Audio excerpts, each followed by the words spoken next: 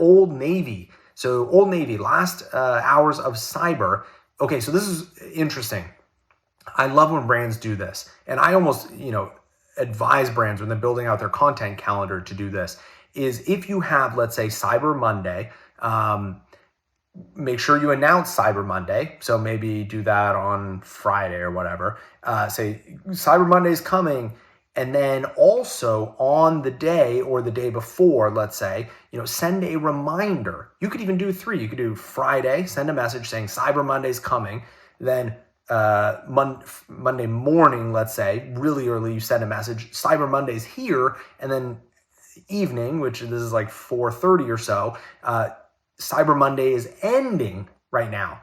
That gives you 3 messages and 3, kind of bites at the apple essentially for Cyber Monday. I highly recommend doing that for almost all your promotions. Is announce it, pre-announce it, announce it when it's available, and then if it is expiring, especially if it's expiring like 7 days after you initially announced it, because then people forget.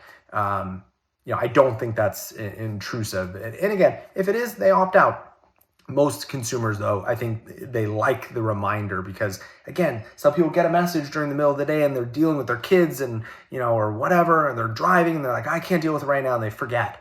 But then you hit them with the reminder and they're like, oh, thankfully they reminded me. So good idea. I like also how they're doing the paragraph breaks here, breaks it up. One thing I don't understand with this message is why the call to action, which makes them all the money, shop cyber, is right near, and essentially is like right as close as it can be, the details and exclusions. That makes no sense at all. You want the call to action to be really on its own. That is that is like the meat of the message. That's the thing you want, to get across. You don't want like the text stop right there or right near it.